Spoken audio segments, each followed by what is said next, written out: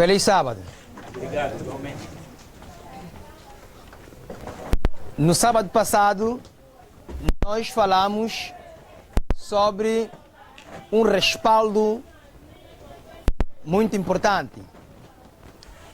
E esse respaldo que eu falei aqui para os irmãos, de suma importância, tocamos em alguns pontos que nos levou a uma reflexão muito tremenda. Eu ia falando sobre o santuário, mas o texto que eu passei para os irmãos foi a igreja do Vale da quê? Da Visão. Entendem, irmãos? Estão lembrando? Sim. Ok, parece só um irmão que está lembrando aqui. Falamos da igreja do Vale da Visão, e a igreja do Vale da Visão tem a ver com a igreja profética, a igreja que recebeu os oráculos proféticos.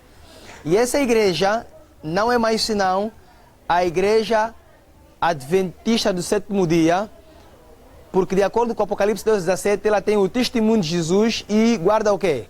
Os 10 mandamentos. Em Apocalipse 19:10, nós entendemos que o testemunho de Jesus é o espírito de profecia.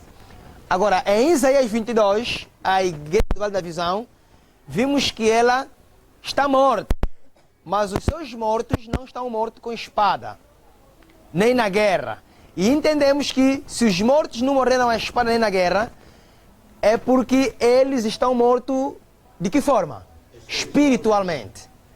No versículo 4 nós vimos Deus chorando e pedindo com que se desviasse o seu rosto, porque já não consegue mais contemplar a mortificidade dessa igreja e a mortificidade dos pecados que ela se encontra. No versículo 12, nós vimos que essa igreja cavou reservatórios, não olhou para cima. No versículo 12, somos convidados a rapar o cabelo, ao pranto e ao choro, mas no versículos 12 também encontramos ali gozo e alegria, matam-se vacas, degolam-se ovelhas, e se diz comamos e bebamos, porque amanhã o quê? Morreremos. E entendemos que a rapadura do cabelo, o pranto e o vestir-se de saco e cinza tem a ver com jejum. Fomos mais além e vimos que esse versículo aponta para o juízo investigativo. Desenhamos aqui uma pequena ilustração do santuário e vimos a dinâmica do santuário e paramos no segundo compartimento, que é o lugar santíssimo. E fizemos uma aplicação com o santuário celeste e vimos que o nosso Arão, ou nosso Melquisedeque, Cristo Jesus, se encontra no lugar santíssimo, no trono da graça, à destra da majestade, intercedendo por cada um de quê? De nós. Agora, estudando um pouco sobre os instrumentos do santuário, nós vimos que no lugar santíssimo havia a arca do concerto, e por cima da arca havia o propiciatório, e por cima do propiciatório haviam 2 querubins de ouro, envolto o rosto para a arca. Dentro da arca havia o maná, a vara de Arão que floresceu, e também havia os 10 quê? Mandamentos. Agora, o maná significa o que, irmãos? A reforma alimentar. Maná é o pão dos anjos, Salmo 78, versículo 24. E nós vimos que quando Deus tirou Israel do Egito, levou ele para o deserto e lhe deu a lei da saúde, que o povo tinha que comer maná. Depois Deus deu os 10 mandamentos. Está lá na arca, no segundo compartimento do santuário. E fizemos uma aplicação de que nós somos chamados a um estilo de vida saudável. E eu falei aqui que nós não somos vegetarianos para não ficarmos doentes. Isso é engano. Se alguém está aqui pensando que está sendo vegetariano para não ficar doente, está enganado. Deus nos dá a reforma da saúde. Deus nos chama a ser vegetarianos por propósito. Porque quando sair o decreto dominical, nós teremos que abandonar as grandes cidades e teremos que fugir aonde? Nos calabouços, nos montes. E a reforma da saúde, para quem já obedece, já vive, vai lhe capacitar a depender apenas de pão com quê? Com água. Nós vimos Elias. Elias fugiu diante da Jezabel, e Jezabel representa o sistema paganizado. Jezabel representa a Igreja Católica Romana, que é a igreja paganizada. Acabe representa Estados Unidos da América. Jezabel recebe a ordem de Acabe, assim como também Estados Unidos da América vai receber a ordem do papado para implementar um decreto de quê? Dominical e posteriormente um decreto de morte. Jezabel implementou um decreto de quê? De morte contra o profeta de quem? De Deus, Acabe. E Acabe, ouvindo o decreto de morte implementado por Jezabel ao mando de Acabe, Elias fugiu aonde? No deserto. Certo? Estão entendendo, irmãos? Então, a ver a tipologia. O Antigo Testamento são histórias que? Proféticas. Significa dizer que o que aconteceu com os profetas voltará a acontecer com quem? Conosco. Então, Elias foge no deserto, mas em contrapartida, Deus já havia preparado a água e o pão. Quem trouxe o pão? Os anjos. O anjo trouxe o pão.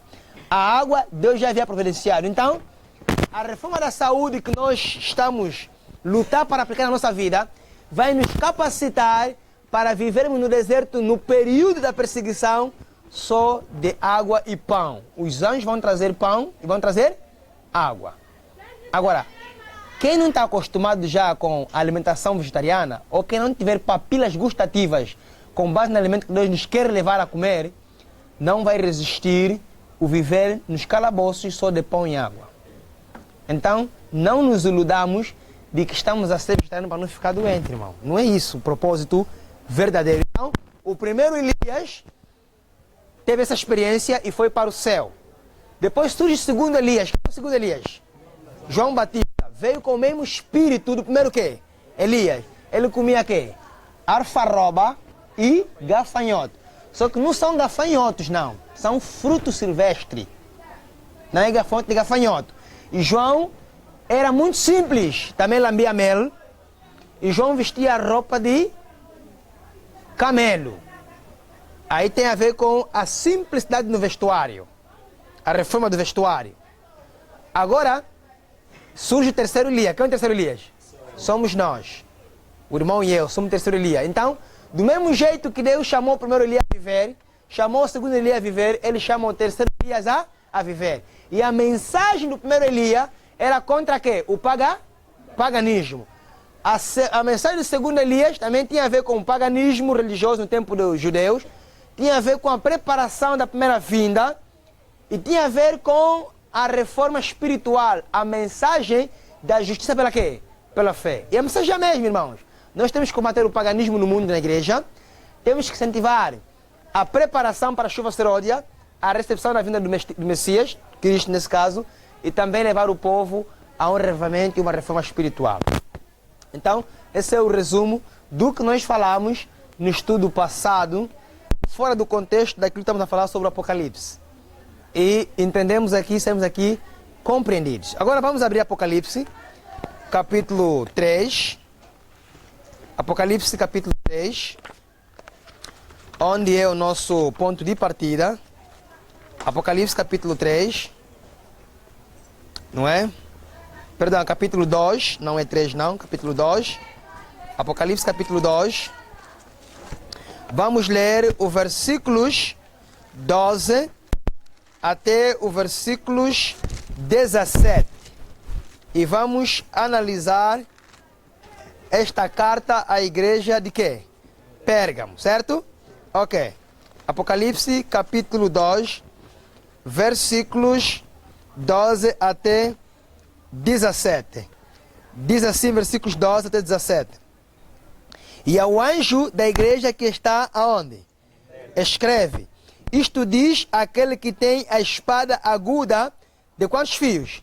2 fios. Parem ali. Irmãos, eu não estou aqui para pregar, mas estou aqui para ser usado por Deus de maneira que possamos entender cada texto desta carta, como fizemos na semana passada.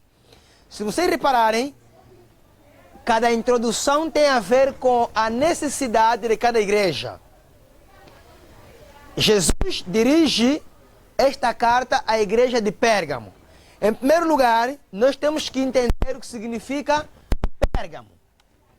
Pérgamo significa elevado. Para quem não sabe, então vamos ali anotar. Elevado ou exaltado.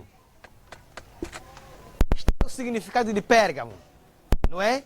Pérgamo significa elevado ou exaltado. Como nós já vimos que Efésio significa desejado e é o período da igreja apostólica primitiva. Então, Pérgamo quer dizer elevado ou exaltado e Esmirna significa é o período da igreja perseguida.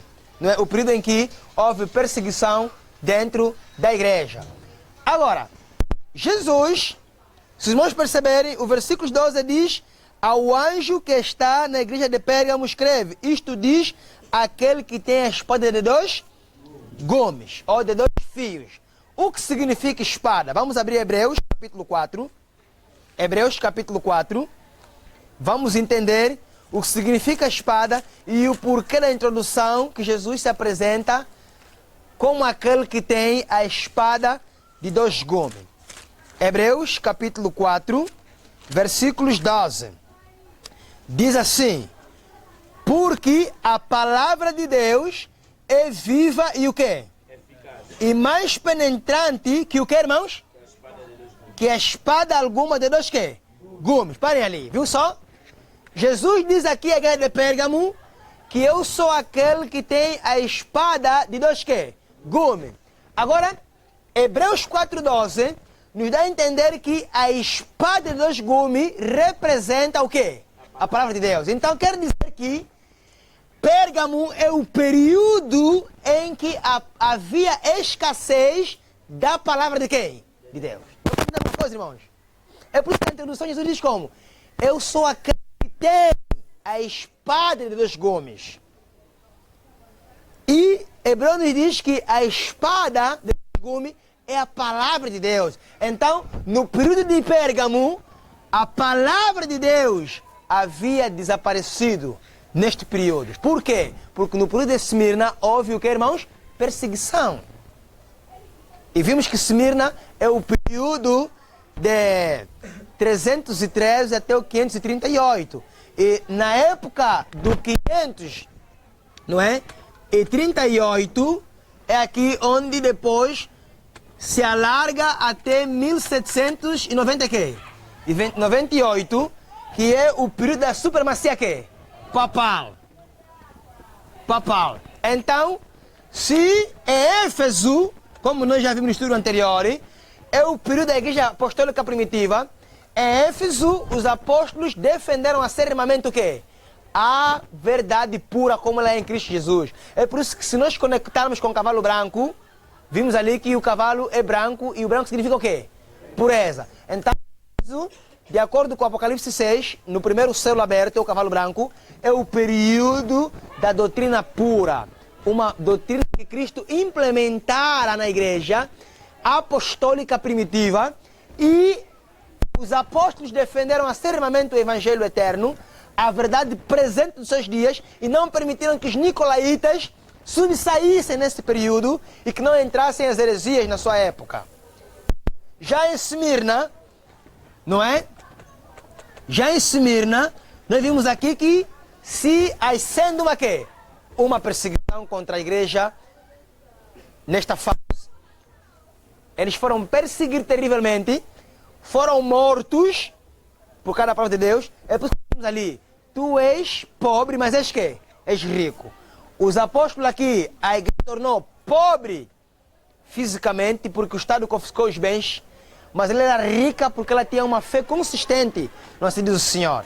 É aqui onde os cristãos começaram a ser queimados, começaram a ser colocados em campos, não é, com leões, em jaulas, decapitados por causa do evangelho da palavra de Deus. Agora, em Pérgamo, a palavra desapareceu. É por isso que Jesus vem e diz, eu sou aquele que tem a espada de quantos gumes? 2 gumes. Vamos concluir o versículo de Hebreus. Hebreus 4, versículos 12. Vou repetir a leitura. Porque a palavra de Deus é viva e eficaz e mais penetrante do que a espada alguma de 2 gumes, e penetra até a divisão da alma e do espírito e das juntas e médulas, e é apta para discernir os pensamentos e intenções do que, irmãos? Do coração. Agora, irmãos, no período de Pérgamo, Satanás trabalhou com 2 instrumentos.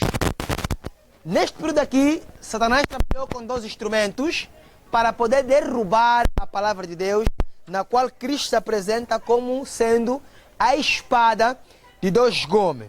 Agora, quais são os 2 meios que o diabo usou para poder desvincular a palavra nesse período? A transigência e a perseguição. O diabo é assim, ele trabalha com transigência e também trabalha com a perseguição. Ele desencadeou uma perseguição no período de Pérgamo e também desencadeou a transigência. Agora, irmãos, aqui em Pérgamo, que é o período do ano 523 até 538, nesse período, e depois surge aqui o alargamento até o período de 1698, depois da morte do Papa Pio VI, não é? Então, nesta fase, a palavra de Deus havia sido banalizada, banida. Não havia a palavra de Deus nessa fase. A igreja é como que estivesse morta. Por quê, irmãos? Onde uma igreja não leva os membros a depender da palavra de Deus, onde uma igreja não leva os membros a terem um contato com a palavra de Deus, não será Deus a falar, mas ao invés de Deus será quem? O homem. E vai haver uma morte espiritual, porque a palavra é viva e eficaz. A palavra de Deus traz vida, ela é espírito. E quando a palavra de Deus não é exaltada, quando ela não é lida, quando os membros não entram com ela em contato, haverá uma morte espiritual. A palavra não é valorizada, ela se apaga na mente e nos corações das minhas almas. Voltamos em Apocalipse, capítulo 2. Vamos ler outro versículo. Já entendemos aqui no versículo 2 o porquê da introdução que Jesus faz, tendo ele a palavra, a espada de 2 gumes. Versículos 13, diz assim, versículos 13. Apocalipse 2, versículos 13. Diz assim: eu sei as tuas obras e onde habitas, que é onde está o trono de quem? E retens o meu nome e não negaste a minha quem? Ainda nos dias de quem? Minha fiel testemunha, o qual foi morto entre vós, onde habita quem, irmãos? Ok, parem aí. Jesus diz como? Eu sei onde estás e onde habitas é onde está implementado o trono de quem? Satanás. Reparem bem, irmão. Satanás implementou o trono no período de quê? De Pérgamo. E o período de Pérgamo é onde a palavra cessou. As Bíblias deixaram de existir. A palavra de Deus deixou de ser pregada. A transigência e a perseguição ocorreu nesse período, alastrando um pouco daquilo que ocorreu no período de quê? De Esmirna. Agora Jesus diz a eles que eu sei onde você habita, eu sei onde você está. É onde Satanás implementou o seu quê? O seu trono. Vamos a Apocalipse 13. Apocalipse 13 há uma similaridade com essa expressão trono de Satanás. Olha só. Eis aqui Apocalipse capítulo 13, versículos 1. E eu pus-me sobre a areia do quê? E vi subir do mar uma quê? Que tinha 7 cabeças e 10 quê? E sobre os seus chifres 10 quê? E sobre as suas cabeças um nome de quê? Blasfêmia. Parem aí. João é levado em visão no capítulo 13 do Apocalipse e ele fica na areia do mar. Só que ele contempla sair do mar uma besta, e essa besta aqui, ela tem 7 cabeças, tem 10 chifres, e sobre os seus chifres tem uma coroa, e sobre a coroa ela tem o nome de quê? Blasfêmia. Irmãos, blasfêmia. Agora, nós já entendemos aqui que o livro do Apocalipse, 97% do que foi escrito não se entende como se lê, porque ela foi escrita numa linguagem simbólica profética. Agora, os seus símbolos, elas estão presentes no Antigo Testamento. Por isso é que, se nós não entendermos o Antigo Testamento, vai nos dificultar em entendermos os símbolos no Novo quê? Testamento, especificamente no livro do Apocalipse.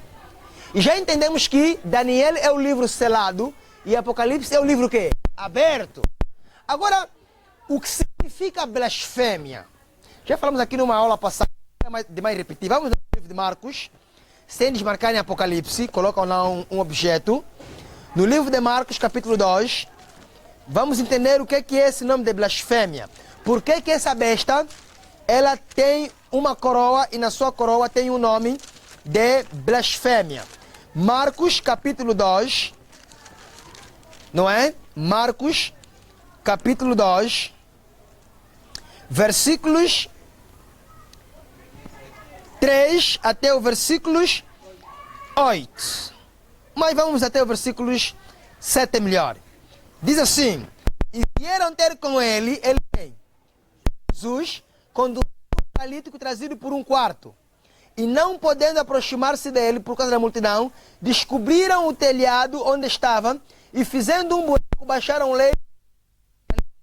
E Jesus, vendo a fé deles, disse ao paralítico: filho, perdoados estão os teus quê? Pecados. Verso 6.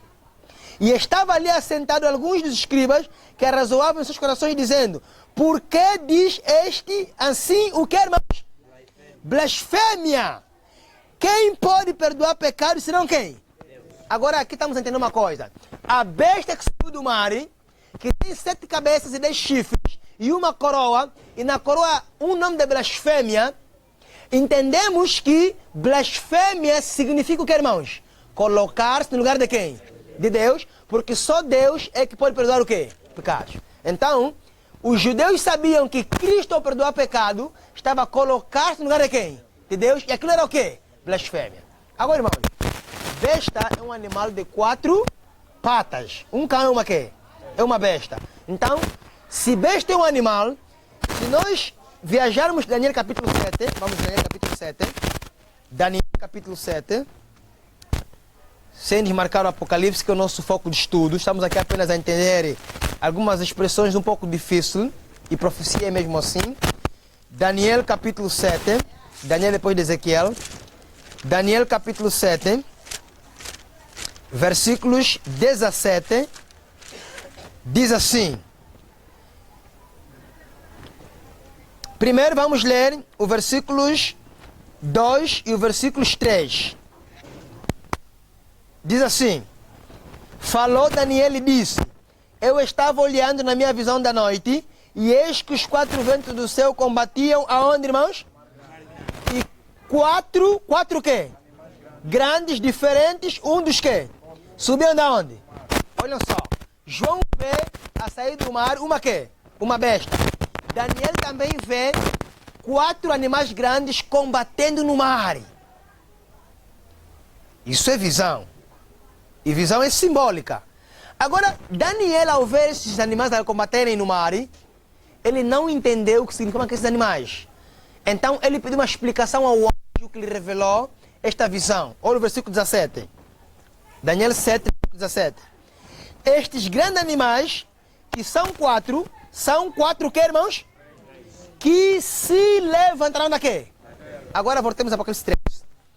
Apocalipse 13, já entendemos aqui que besta é um quê? É um animal, e o animal é o quê? Rei ou reino. Então, se em Apocalipse 13, essa besta tem o nome de blasfêmia, e blasfêmia significa colocar-se no lugar de Deus, porque só Deus é que pode perdoar pecado, então esse animal aqui é um rei ou um reino, e esse rei, ele coloca-se no lugar de Deus, e ele perdoa pecado. Qual é esse rei, irmãos? O papado.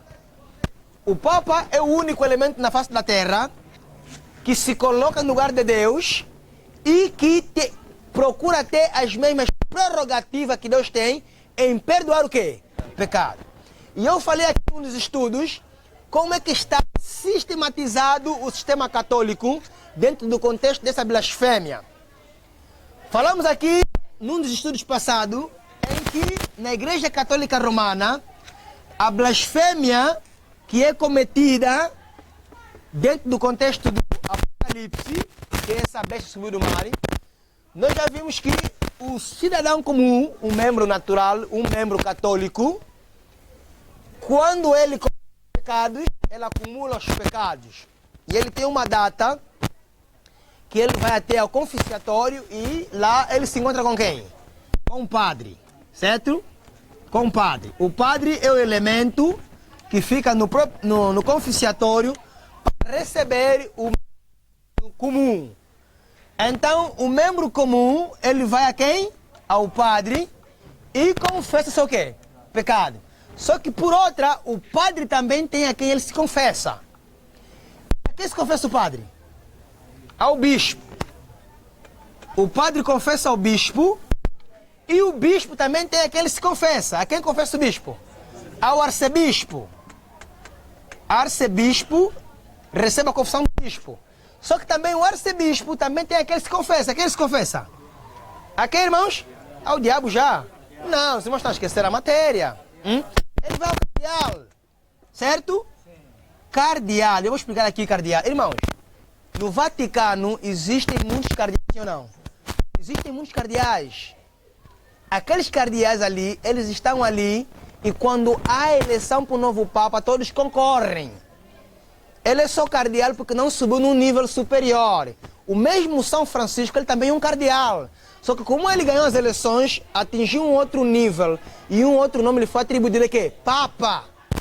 Então, um membro católico, ele confessa ao padre e o padre confessa a quem? Ao bispo. O bispo ao arcebispo confessa ao cardeal. Agora, o cardeal, ele vem e confessa a quem? Ao Papa.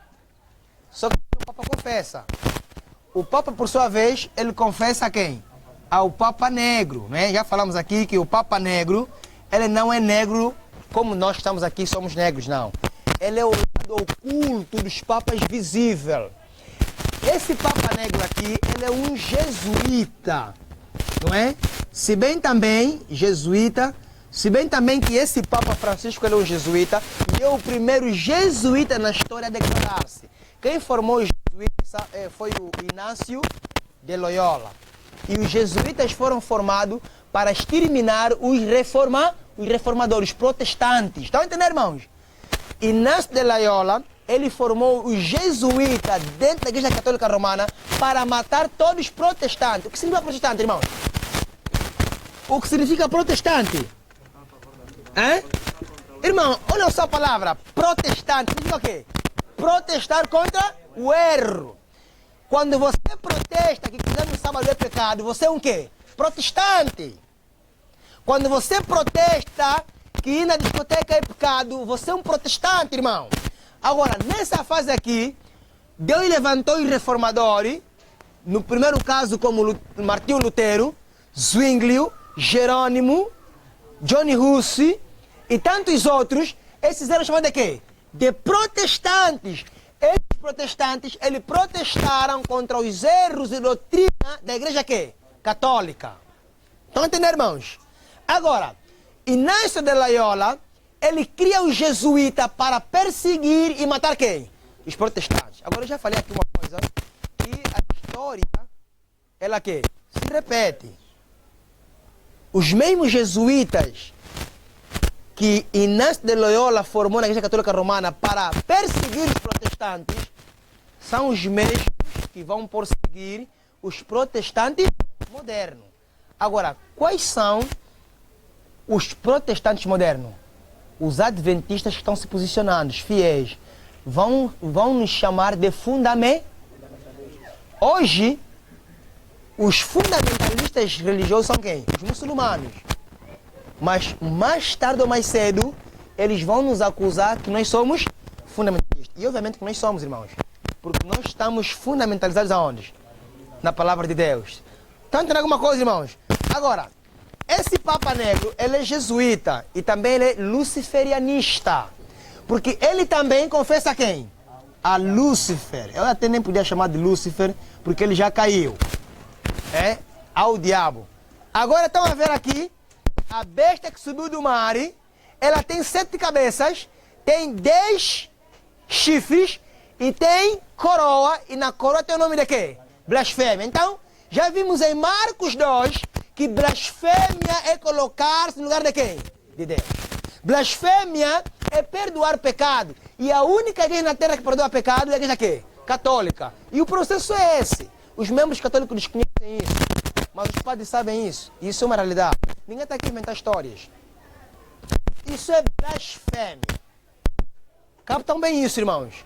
O membro confessa ao padre, o padre é o bispo ao arcebispo é o cardeal vai ao papa vai ao papa negro vai a quem? A Satanás. E Satanás recebe as orações desses indivíduos porque eles são satanistas. Agora nós vimos aqui que na igreja de Pérgamo a palavra desapareceu. Preste atenção aqui, irmão, e não fica distraído. Na igreja de Pérgamo a palavra que? Desapareceu. Satanás implementou a transigência e a perseguição. Por isso é que Cristo apresenta-se como sendo aquele que tem a espada de dois gumes. Porque a espada é a palavra, e nesse período não havia mais a Bíblia. Agora, nesse período de Pérgamo também, Satanás implementou o seu quê? Trono. O trono de Satanás foi implementado nesse período. Estão entendendo, irmãos? Olha o versículo a seguir, versículos 2. Apocalipse 13, versículo 2. Irmãos, não fiquem muito distraídos, irmãos. Não fiquem distraídos. Eu vou me demorar muito em alguns pontos. E quem perder, vai perder mesmo. Esse é o momento de cada um pegar a sua Bíblia. E quando eu dizer, irmãos, olham para aqui, os irmãos têm que olhar para aqui. Quando eles vamos na Bíblia, temos que ir na Bíblia. Eu não estou a pregar. E é cansativo, às vezes, de falar ponto por ponto. E eu vejo os irmãos distraídos e tal. Isso atrapalha. Agora, vejam só, irmãos. Versículo 2. E a besta que vi era semelhante ao quê? Ao quê, irmãos? Vamos ler, irmãos. Versículos 2 de Apocalipse 13. Vamos acompanhar o estudo. E a besta que vi era semelhante ao quê? Vai ali. Se vocês voltarem em Daniel capítulo 7, Daniel teve uma visão e na visão viu quantos animais? 4 animais. Qual era o primeiro animal? Leão. Irmãos, o irmão David Pedro, ele tem um estudo sobre a marca da besta e o número 666. Peguem esse estudo, lá está já tudo explicado. Eu acho que o nosso amado já tem, tirei o estudo, tá? Tá lá. O título é 666. Nesse estudo aqui, está lá tudo claro. E eu incentivo os irmãos que pegam esses estudos, para que quando nós estivermos a fazer nossos estudos, os irmãos já sabem alguns símbolos. Daniel 7, nós encontramos aqui, Daniel 7. Aliás, desmarquem Apocalipse. Aliás, sem desmarcar Apocalipse, vamos a Daniel. Põe lá uma coisa no Apocalipse, vamos voltar de novo aqui, tá? Vamos a Daniel. Ah, bom, Daniel, irmãos, vamos abrir Daniel. Aqui no estudo, vamos abrir Daniel. Vamos ter pressa de nada aqui. Estamos na presença de Deus, amém, irmãos? Amém. Daniel 7. Daniel capítulo 7. Vamos abrir Daniel capítulo 7. Daniel capítulo 7. Já tivemos naquela hora, vamos voltar de novo lá. Daniel capítulo 7, versículos 1, para entendermos, diz assim. No primeiro ano de Belsazar, rei de Babilônia, teve Daniel na sua cama um sonho e visões da sua cabeça. Escreveu logo o sonho, relatou a suma das coisas. Falou Daniel e disse, eu estava olhando na minha visão da noite, e eis que os 4 ventos do céu combatiam no mar, e 4 animais grandes, diferentes um dos outros, subiam do quê? O primeiro era como quê? E tinha asas de quê? Eu olhei até que lhe foram arrancadas as asas, e foi levantado da terra e posto em pé como um homem, e foi-lhe dado um coração de homem. Continuei olhando, e eis aqui o segundo animal, semelhante a um quê? O qual se levantou de um lado, tendo na sua boca 3 costelas, entre os seus dentes. E foi-lhe dito assim, levanta-te e devora muita carne. Depois disto eu olhei, continuei olhando, e eis aqui o outro semelhante a um quê? E tinha 4 asas de ave, nas suas costas tinha também este animal 4 cabeças, e foi dado o quê? Depois disto eu continuava olhando na minha visão da noite, e eis aqui um 4º animal, terrível e o quê? E muito forte, o qual tinha dentes grandes de quê? Ele devorava e fazia em pedaços e pisava aos pés o que sobejava. Era diferente de todos os animais que apareceram antes deles, e tinha 10 que, irmãos? Parem aí. Irmãos, João vê que a besta que subiu do mar tinha 10 que? 10 chifres, pontas. Estão a entender? Quer dizer que o mesmo último animal que Daniel viu é o mesmo que João quê? João viu. A similaridade, a visão é quase similar. Agora, no capítulo 7 de Daniel, no capítulo 7, Daniel teve um sonho, uma visão. Certo? Deus lhe levou um espírito. Ele viu 4 animais. Qual era o primeiro? Leão com quê? Asas. Ok. Quem pegar o a minha palestra, um vídeo que eu já fiz, que já fizemos, já vai entender tudo lá. Eu não vou entrar muito a fundo, vou dar apenas alguns detalhes. Leão com asas. O que significa asas? Rapidez. O leão tem asas. Irmãos, já viram leão com asas? Já? Então não existe. Na visão, o profeta vê com olhos de quem? De Deus. A visão é simbólica. É símbolo. Não uma realidade. Ou seja, é uma figura que nos leva a perceber uma quê? Uma realidade, certo? Ok. Leão com asas. Agora, leão, já vimos no versículo 17 do capítulo 7 de Daniel, que um animal significa quê? Rei ou rei. Qual é o animal que representa Angola? Ok. Estamos claros? Estados Unidos. Águia. África do Sul. Cobras. Bafana, cobra. Camarões. Leão. Leão indomável. Todas as nações da terra têm um animal que lhe representa. Então, Deus fala a nossa língua. Amém, irmãos? Para nos fazer entender. E a profecia é mais fácil que a matemática, irmão. Agora, vejam só. Esse leão aqui que se levanta, que tem asas, representa qual império? Babilônia. Babilônia foi o primeiro império mundial. Agora, por que ela tem asa? Porque Babilônia foi rápido em conquistar o mundo e subir o quê? No topo. Estão entendendo? Babilônia derrota quem? A Líbia. Mas quem? Egito. Certo? E essas asas aqui é a rapidez com a qual a Babilônia sobe no topo. Começa a reinar. Depois qual é o animal que vem? Urso. Certo? O urso também aqui, ela tinha costelas na onde? Entre os dentes. E tinha um pé fixo e um pé quê? Levantado. Significa aí o urso é os médios e os persas. Dois impérios que se unem para formar um. Um império era fraco, o outro era forte. Por isso é que o animal tinha dois pés firmes, era o império forte, os medos. Os persas eram mais fracos, então eram os pés levantados. Agora, as duas costelas representam também os reinos que eles invadiram, nesse caso também a Babilônia, para que eles pudessem subsair como império mundial. Depois do urso vem o quê? Leopardo, certo? Leopardo. Esse leopardo tem quantas asas? 4 asas e 4 o quê? 4 cabeças, certo? 4 asas e 4 cabeças. Agora, o leopardo representa o quê? A Grécia. As 4 cabeças representam os 4 generais que substituíram o rei da Grécia, que se chamou Alexandre o Grande. Agora, as asas também representam a rapidez com a qual a Grécia dominou o quê?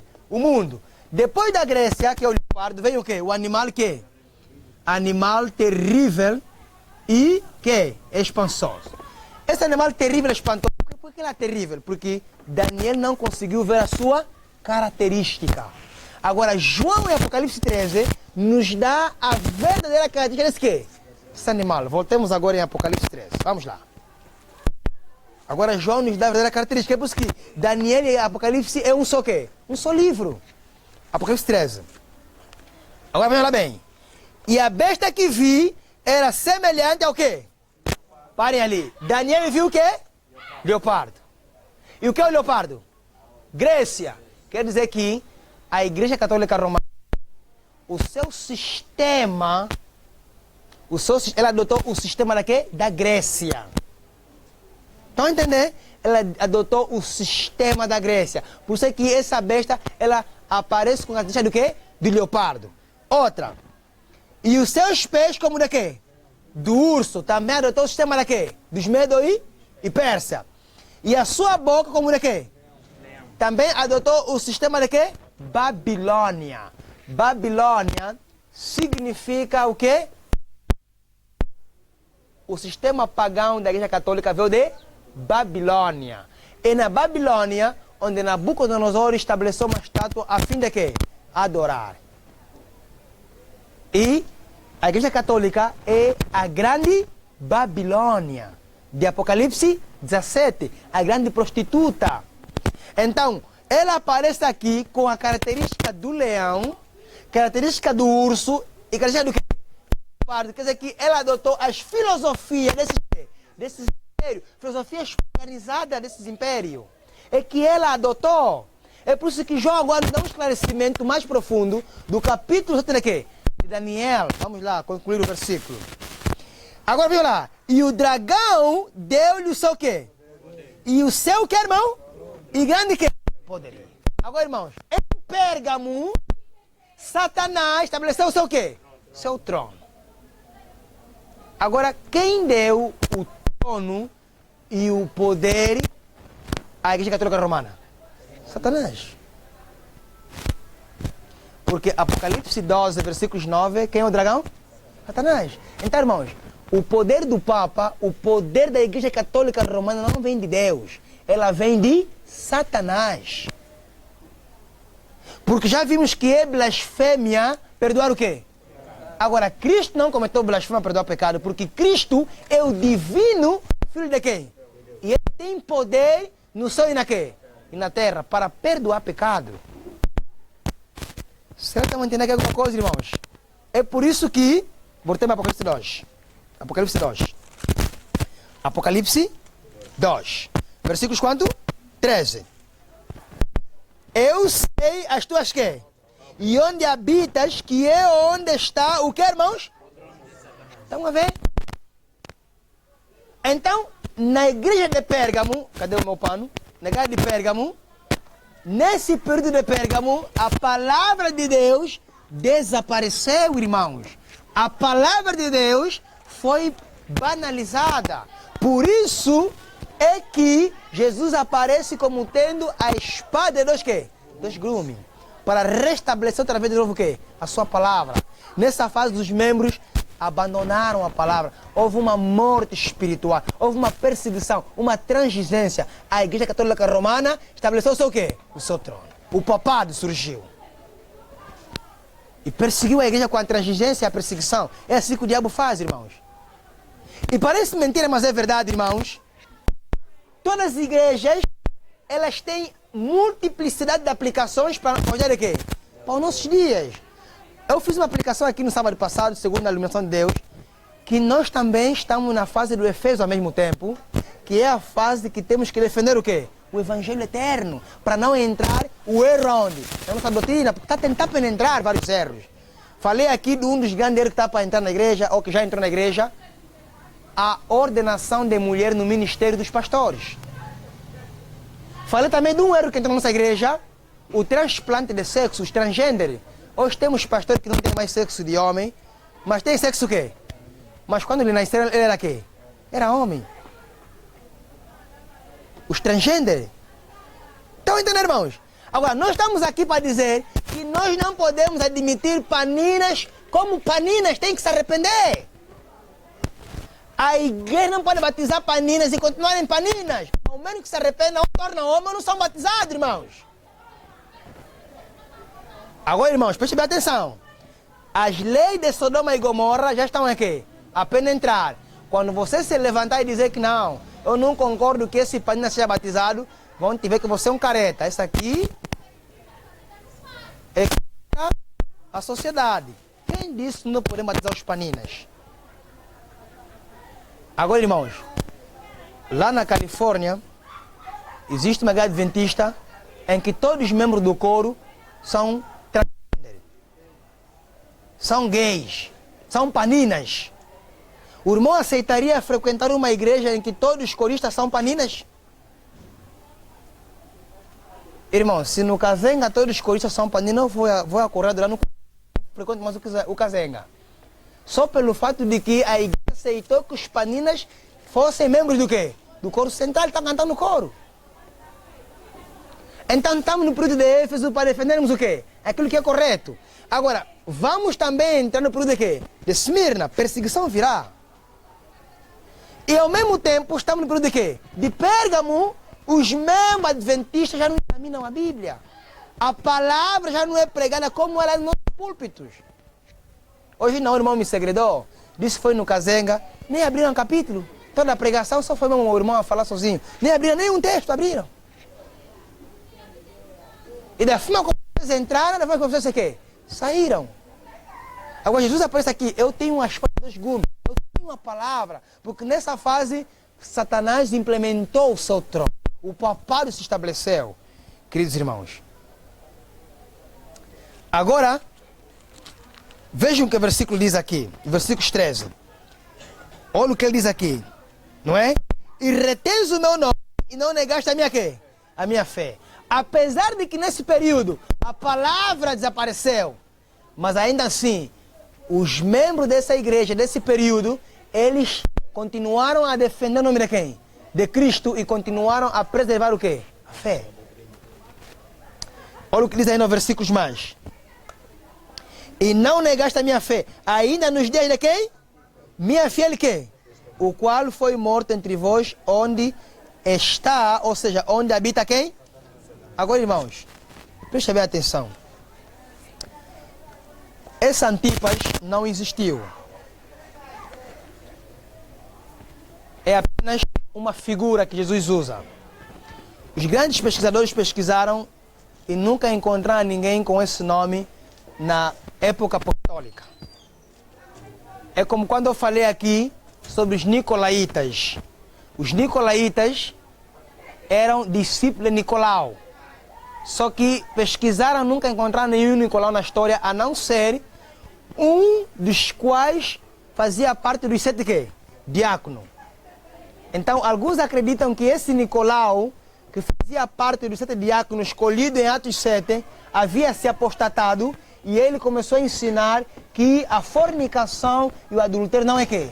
Não é pecado. É por isso que eles eram chamados de Nicolaitas. E Judas combateu os Nicolaitas, que diziam que agora já fomos salvos pela quê? Pela graça. Fazer sexo sem se casar não há nenhum mal. É essa a filosofia que eu trouxe na igreja, os jovens. Os jovens hoje fazem sexo sem se casar. Os jovens hoje se masturbam, assistem pornografia e acham que é normal. Essa é a doutrina de quem? Dos Nicolaitas. Então, Antipas representa todos aqueles que eram fiéis e que preferiram morrer a quando da transigência e a perseguição da Roma papal ao estabelecer o trono de quem? Satanás, no período da guerra de quê? De Pérgamo. É por isso que ele diz assim, Antipas, minha fiel testemunha. É um nome que Jesus usa para todos aqueles que se firmaram diante dessa perseguição e transigência no tempo de Pérgamo, que é a igreja na qual a palavra havia se disseminado. Vamos no outro versículo. Qual é o versículo a seguir? Mas umas poucas de coisas tenho contra ti, porque tens lá os que seguem a doutrina de quem, irmãos? O qual ensinava quem? A lançar tropeços diante dos filhos de quem? Para que comecem os sacrifícios de idolatria e o que, irmãos? Parem aí.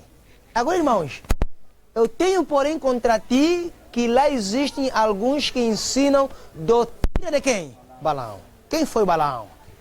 Vamos lá em Números, para entendermos quem foi Balaão. Vamos ver, irmãos? Por que esses nomes são citados aqui, são no Antigo Testamento, já não existiram? Números. Números, capítulo 25, número 25. Números, irmãos, fui eu quem deu o capítulo. Os irmãos têm que seguir. Números, capítulo 25. Vou falar aqui de uma coisa que nós lemos lá em Apocalipse. Números, capítulo 25. Amém? Diz assim: Israel deteve-se aonde? E o povo começou o quê? Com as filhas dos que, irmãos? E convidaram o povo aos quê? Dos seus quê? E o povo comeu e inclinou-se aos seus quê? Juntando-se, pois, Israel a Baal Peor, o Senhor se acendeu contra Israel.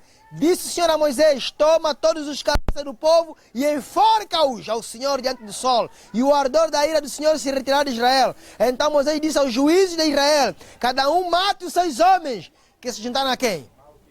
E eis que veio o homem dos filhos de Israel, aos seus irmãos, uma midianita. Perante os olhos de Moisés e de toda a congregação dos filhos de Israel, chorando eles diante da tenda da quê? Vendo isso, Finéias, filho de Elear, Eleazar, o filho de Arão, sacerdote, se levantou do meio da congregação e tomou uma lança na sua mão. E foi após o varão israelita até a tenda. E os atravessou a ambos, ao varão israelita e à mulher pela sua barriga. Então a praga cessou de sobre o quê? Prostituição, fornicação. Um líder adventista da época de Moisés, presidente da associação, da união, da divisão, se juntou com uma medianita, entraram numa tenda a fazer relação sexual em pleno dia. Quem influenciou estes israelitas a se prostituírem? Balaão. Balaão era profeta de quem? De Deus, mas apostatou. É ele que, corrompido por dinheiro, através do rei Balaque, insinuou as midianitas e essas, por sua vez, entraram na raça de quem? De Israel e corromperam todos os mancebos da nossa idade, jovens, que estavam a se preparar para atacar Jericó e matar os de Jericó e entrar na cidade. Jovens, Deus está nos preparar para atacarmos Jericó. Jericó é o mundo. Jericó são as abominações que o mundo vive hoje. E Deus está nos preparar para atacar Jericó. Só que Satanás, ele sabe que se nós como jovens se reunirmos sempre aqui para estudarmos, para entendermos o tempo que vivemos, encaixar as profecias e vivermos a palavra, nós ganharemos muitos jovens presos do diabo aonde? No mundo. O que é que ele faz?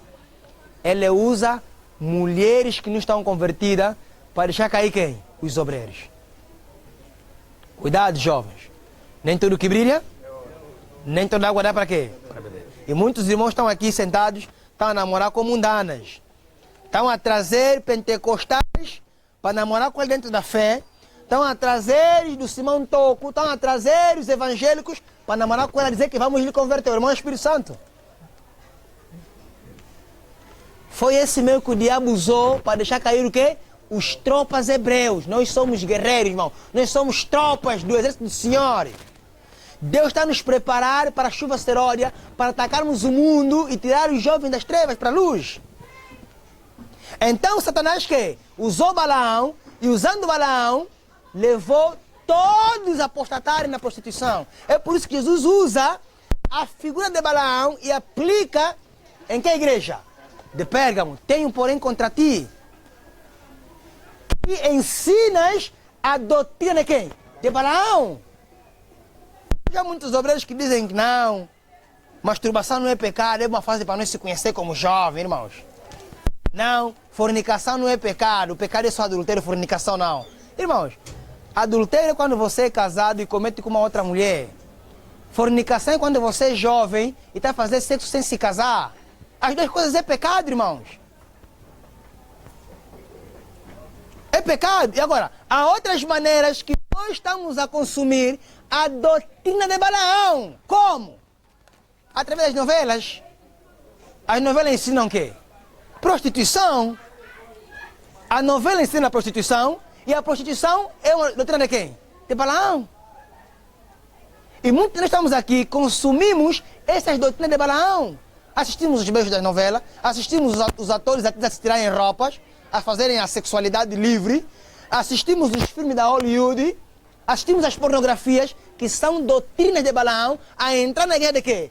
Pérgamo, que é uma fase atual que nós vivemos, porque nossos jovens já não estudam a palavra de Deus. Outra, a superstição, o espiritismo entrou na guerra de quê? De Pérgamo, é uma doutrina de Balaão também.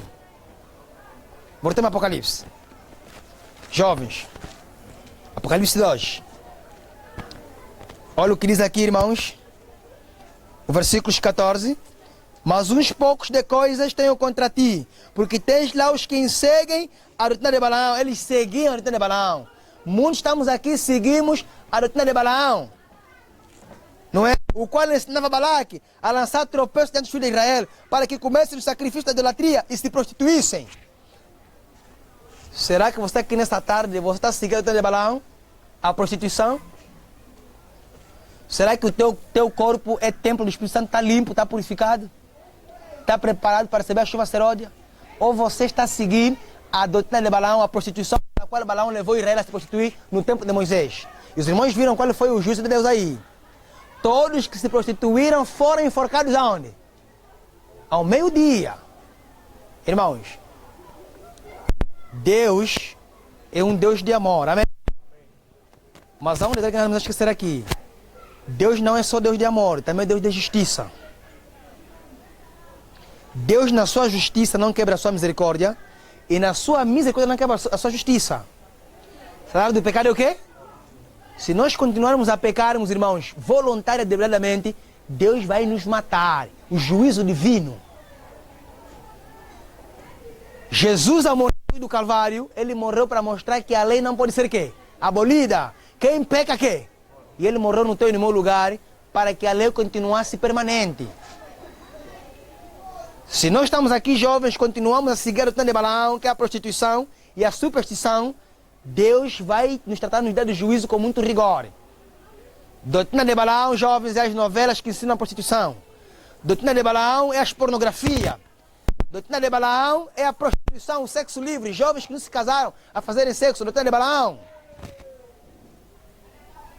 Essa doutrina que muitos estão a seguir na guerra de Pérgamo. Olha o versículo a seguir, versículos 15. Assim tens também os que seguem a doutrina do que, irmãos? O que é o quê? Aborreço. Já vimos aqui. Balaão, que era profeta de Deus, apostatou devido ao quê? O dinheiro. Foi corrompido por rei Balaque. E Balaão representa muito daqueles irmãos dentro da igreja, se calhar estão aqui entre nós, que promovem as praias com as irmãs da igreja. Há bando de irmãos que são os promotores de praias com as irmãs da quê? Da igreja. Contribuem 1000 kwanza porque quê? É retiro para ir na praia, para começar a ver as cuecas das irmãs. E depois que acontece, irmãos? A prostituição. Acontece hoje. Hoje há muitas igrejas adventistas, muitos jovens que estão nos clubes de prevadores, estão em outros clubes. Irmãos, eu fiz parte do clube de Sarão durante muitos anos. Essa é a atividade do diabo, irmãos. A atividade do inimigo é essa nos dias de hoje. Deus nos chama como jovens do exército de Israel para se prepararmos para atacar Jericó. Satanás introduz Balaão e diz que não, ainda não é tempo de atacar Jericó, ainda é tempo de diversão, piquenique, é tempo de acampamento, é tempo de irmos na praia. Para começar a ver a xuxa das irmãs, a música das irmãs, aí depois que é que? Cobiça. Eu já vi muitos irmãos no Facebook a se tirarem foto, a postarem foto. Estamos na Barra Rural. Com as irmãs de Capitula, as irmãs de Cueca, as irmãs de Carcinha. Os Nicolaitas hoje. E aquele Kwanza, se você tirasse pelo menos 100 folhetos para salvar uma vida ou 2 vidas, se comprasse pelo menos um disco para você ir dar uma arma para se evangelizar, você entrega nesses balões, te põe o nome na lista e te levam para ir nesses supostos piqueniques que eles criam, nesses supostos retiros, e acabam em apostasia. Balaão, ele amava muito dinheiro. São os líderes adventistas dentro da igreja hoje, nos clubes, no JA, que promovem os retiros, piqueniques e as praias dentro da igreja. São esses líderes hoje. Devido o que, irmãos? O dinheiro. Irmãos não contribuem. Dão para ir nesses piqueniques. Lá não oram, não estudam o capítulo nem versículo. Irmãos, eu quando descobri esses pecados, eu deixei ele no acampamento. Eu frequentei muitos acampamentos da igreja. Eu já fui muito mais grande ainda, mais big ainda. Eu já trabalhei uma vez com uma big da noite. O quão big da noite? Você fica de vigília das 0 até as 5, só a rondar nas tendas. É, irmão, só andar nas tendas. Colocavam-me a mim como big do Kazenga, um irmão do Curtu, ainda existe lá, era também muito grande, outro era do Jerezinho, outro do Tunga, para rondarmos as madrugadas, qual é o indivíduo que vai sair de uma tenda para ir aonde? Até as meninas. E víamos muita coisa, irmãos. Víamos muita coisa, até líderes da JA, líderes da JA, líderes master, a se encontrar com os membros nas tendas. Nicolaitas, Balaão. E essa é a situação que Pérgamo o quê? Viveu. E eu já dizer como. Eu fiz parte de um quarteto de música na igreja, que é o quarteto Capela Alfa, todos eram casados. Mas quando nós íamos ir cantar numa igreja, irmãos, depois de cantar, Você via as moças a virem pedir autógrafo, a pedirem número. E homens diziam assim, os meus amigos, que já eram casados, no Maia, da Leite. Com quem diz, você não pode ficar muito burro. Elas é que estão aqui, é que estão a vir, faz sexo com elas. Hoje é o pecado de Balaão dentro da igreja de Pérgamo. E muitos de nós estamos vivendo esses pecados assim. Por causa do dinheiro. Outra, Nicolaitas. E Jesus aborrece de Balaão e dos Nicolaitas. E os Nicolaitas eles ensinavam uma graça barata. Peca e o quê? E vive. Salvação é pela graça, estamos salvos. Jesus já nos salvou. Você não precisa obedecer para ser salvo. Esses são fanáticos, são extremistas. Esses são armados que são mais santos, é que vão ir no céu, irmãos. É preciso ser mesmo santo, irmãos. Vamos abrir Hebreus capítulo 12, versículos 14. Não nos marquem Apocalipse. Hebreus capítulo 12, versículos 14. Hebreus capítulo 12, versos 14. Amém? Amém, irmãos? Amém. Diz assim. Segue o quê? Com todos e o quê, irmãos? Sem a qual ninguém verá o quê? Irmãos, se não formos santos, não veremos a quem? A Deus. Santificação significa estar em plena harmonia com os 10 mandamentos. A lei é santa, Deus é o quê? É santo. Se não formos santos, não entraremos no céu. Se não formos santos, não veremos a Deus.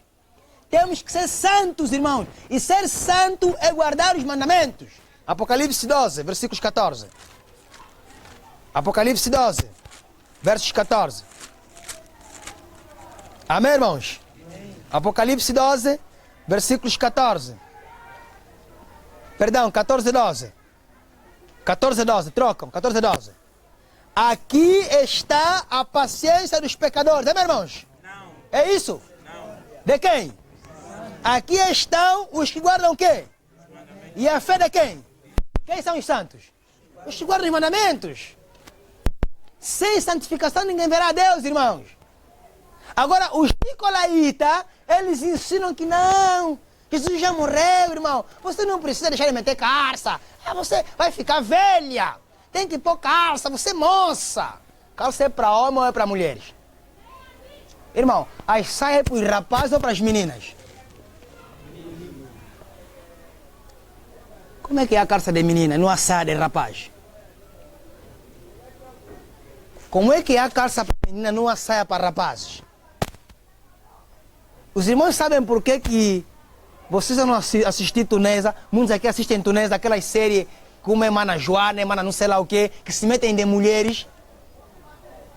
Há uma série aí dos Tunesa, que elas aparecem de saia, metem Xuxa lá, sei lá de quê.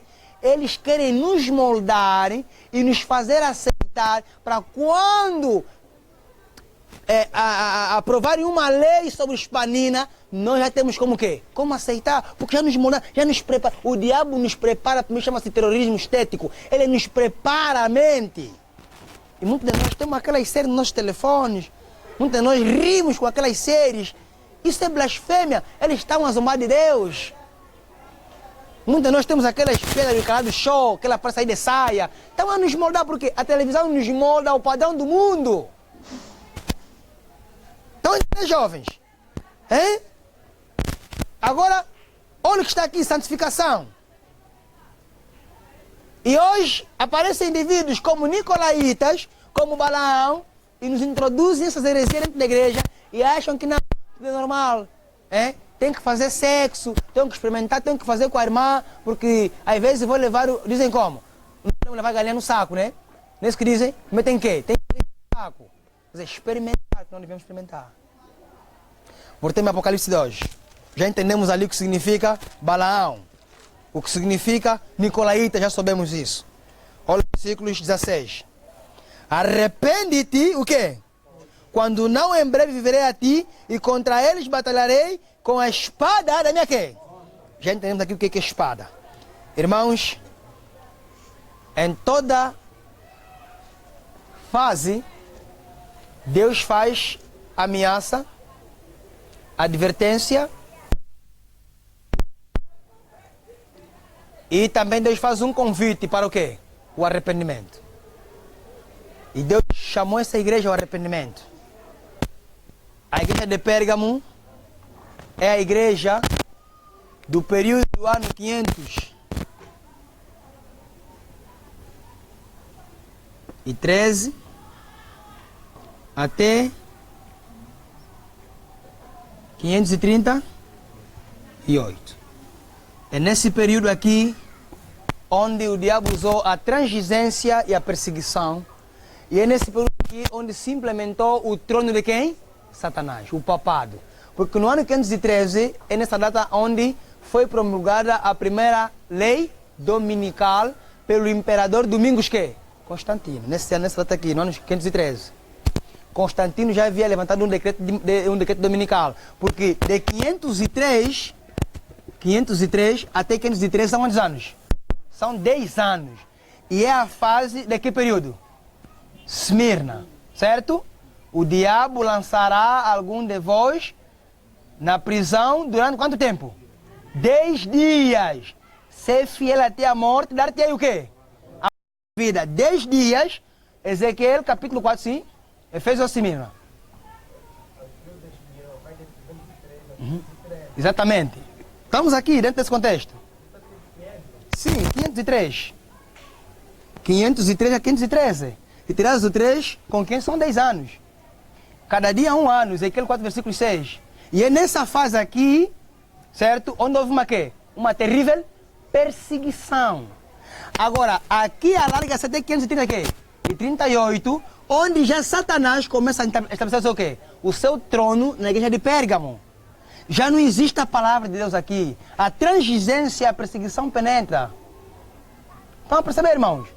E aqui, Jesus vê o trono do diabo estabelecido. Roma aqui penetra. Porque em 538, alarga-se até 1798, onde vem o período da quê?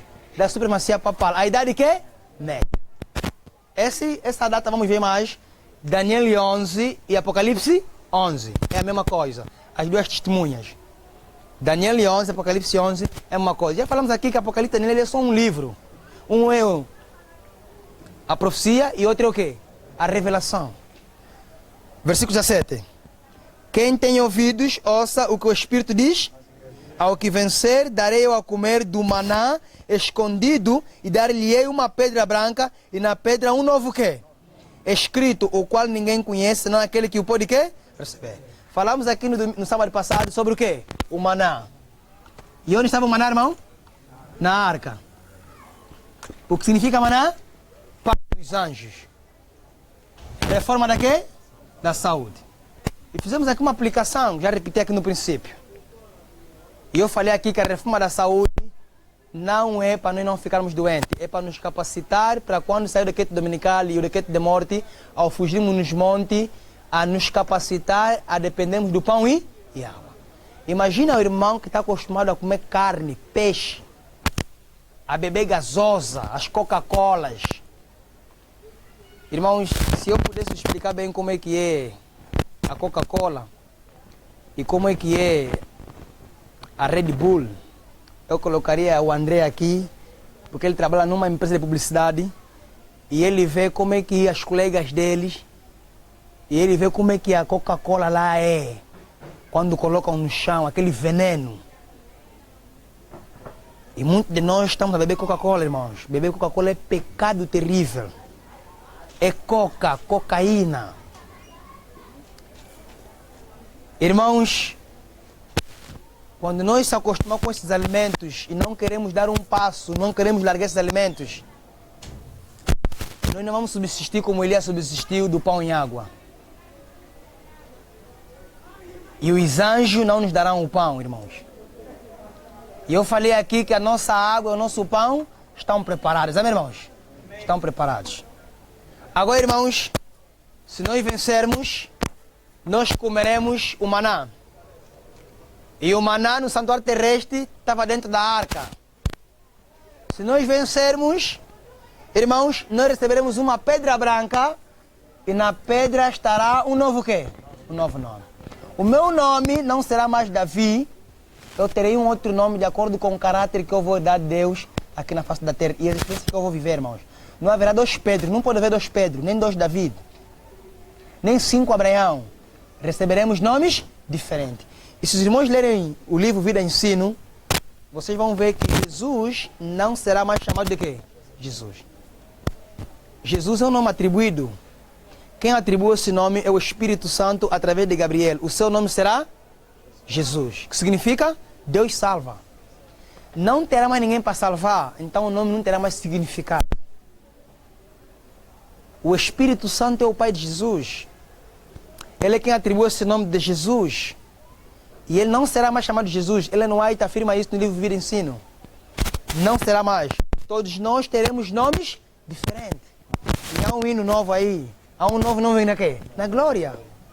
É o meu, sim é o meu. Santos anjos contam essa história.